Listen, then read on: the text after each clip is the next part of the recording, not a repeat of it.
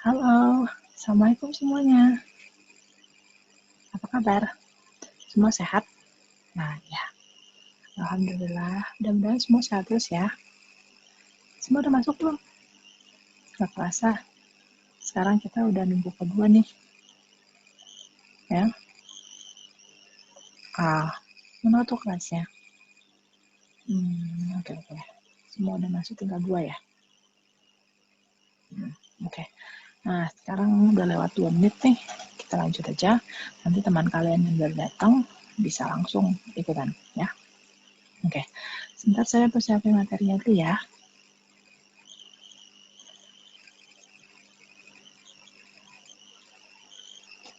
Oke, wait a bit ya.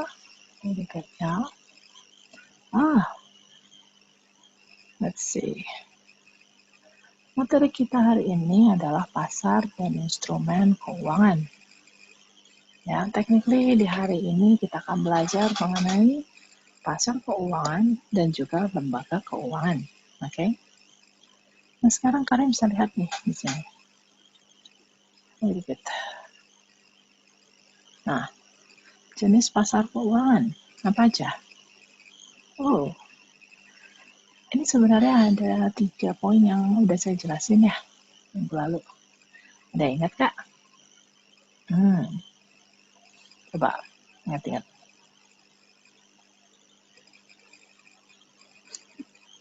Iya, benar. Minggu lalu kita ada singgung-singgung mengenai aktiva fisik dan aktiva keuangan. Pasar uang lawan pasar modal, lalu pasar primer lawan pasar sekunder. Ada ingat gak bedanya apa?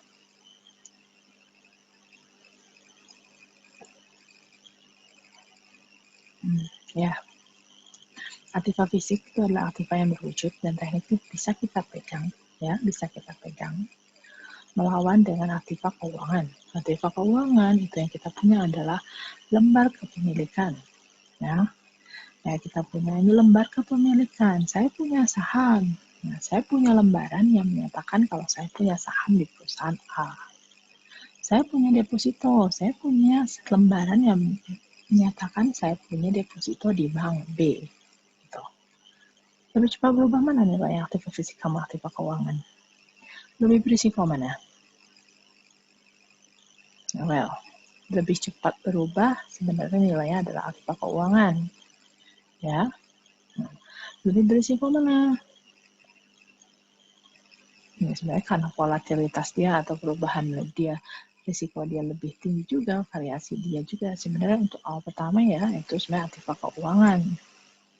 Ya, tapi kalau misalnya kita bicara mengenai invest di real asset, ya, invest di properti, ya, itu juga sama juga risikonya sangat tinggi juga bahkan. Kenapa? Karena nilai untuk membeli dia adalah sudah tinggi.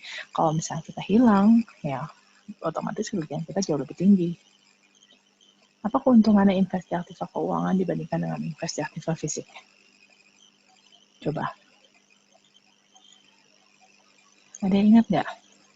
Minggu lalu tuh sempat ada teman kalian yang nanya ini. Lalu udah saya jawab. Ingat nggak? Oke, lumayan dikit ya. Jadi, kalau misalnya kita invest di aktiva keuangan, technically, modal yang kita gunakan itu bisa relatif lebih sedikit. Ya, kenapa? Kita bisa mulai lah dari kecil. Kita ambil lah contohnya kayak reksadana. Kalau misalkan mau mulai invest di reksadana, ya, tekniknya 100.000 aja udah bisa kan. Lalu kalau misalkan invest di obligasi, ya, deposito, ya, itu kan tekniknya 1 juta aja udah bisa. Nah, lalu udah gitu kalau misalkan mau invest di saham, tekniknya 1.500.000, 2 juta juga udah bisa. Ya. Tapi kalau misalkan mau beli aktiva fisik, yang paling gampangnya aja lah ya, beli mesin fotokopi. Kan nggak mungkin beli dengan harga 100.000, terus 1 juta, ya, terus udah gitu 2 juta. Mesin fotokopi yang bagus banget itu kan minimal 10 juta, 15 jutaan ya, 20 jutaan bisa jadi kan. Tuh. Itu mesin fotokopi. Mobil apalagi? Nggak mungkin kita bisa beli mobil Nggak mungkin kita bisa beli rumah dengan harga 2 juta. Nah itu. Jadi, kalau misalnya kamu mau invest, untuk awal pertama ya, kita sesuaikan dengan budget kita, bisa di Aktiva Keuangan.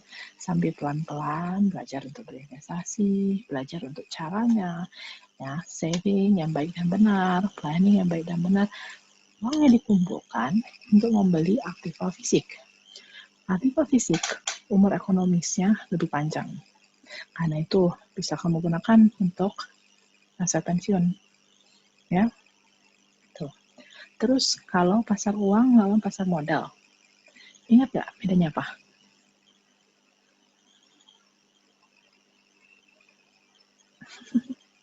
Nah ya, benar. Pasar uang ya itu untuk kebutuhan pendanaan perusahaan jangka panjang ya. Kayak misalkan dijual apa? Saham, dijual obligasi ya. Itu dari mana ya? Utangnya di perusahaan dananya dari mana? Ya di pasar modal. Sedangkan untuk pasar uang, itu pendanaan jangka pendek ya. Pendanaan pasar uang itu kan money market, falas ya. Jadi untuk yang short term atau less than 1 year. Less than 1 year itu di pasar uang. Tapi kalau misalkan di pasar modal itu longer than 1 year ya. Lebih lama dari 1 tahun, 5 tahun sampai 10 tahun. Ya. Lalu untuk pasar primer sama pasar sekunder, ingat gak apa bedanya kemarin? Nah, lupa ya. Oke, kita ingatin lagi ya. Nah, pasar primer, technically, ya, itu kalau misalkan perusahaan menjual saham langsung ke investor. Jadi yang berinteraksi adalah perusahaan dan investor. Sedangkan kalau misalkan pasar sekunder, yang berinteraksi adalah investor satu dan investor lain. Investor yang sudah beli saham dari perusahaan Anda memutuskan untuk menjual saham dia ke investor lain. Itu di pasar sekunder. Gitu. Jadi kalau misalkan mau punya perusahaan ya, bikin perusahaan, udah jangka waktu 3 tahun, terus akhirnya memutuskan, oke saya mau IPO untuk kebutuhan pendanaan jangka panjang, ya. Kalau mencetak saham, ya, mencetak saham, lalu menjualnya di pasar primer.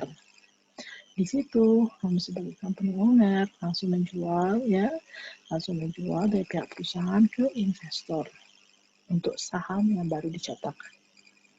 Nah, investor-investor yang sudah beli saham dari perusahaan Anda ini memutuskan untuk menjual saham tersebut ke investor lain. Nah, itu dilakukan di pasar sekunder. Itu aja sih gampangnya ya untuk ininya. Apa namanya? Untuk perbedaannya. Untuk tekniknya gitu aja sih. Nah, sekarang oke. Kayaknya sesi kita untuk hari ini udah cukup juga ya. Jadi, it's okay lah. Ya, kita pelan-pelan bergerak. Jangan lupa materi-materi yang sekarang di rewind lagi ya. Jangan lupa hari ini masih ada waktu 2 jam kan. 2 jam ini saya minta kalian pertama langsung untuk bikin quiz. Udah gitu yang kedua langsung nonton videonya. Lalu bikin rangkuman ya. Bikin rangkuman sintesa untuk ini depan buat tugas makalah. Oke? Jangan lupa kalau misalnya ada yang pertanyaan mengenai misalnya atau teknik masalah terkait reksadana, misalkan ada yang mau ngasih tips, ada yang mau minta tips itu ya, untuk invest di mana, untuk mereka di mana, untuk financial planning seperti apa ya. Nah, terutama yang terkait dengan materi kita sekarang, itu oke kalian langsung aja WA ke saya atau kalau enggak di forum ya, di forum DLNS dan nanti saya jawab. Oke, sampai ketemu ya semuanya. Kita ketemu lagi minggu depan di pertemuan ketiga. Ya. Dadah. Assalamualaikum.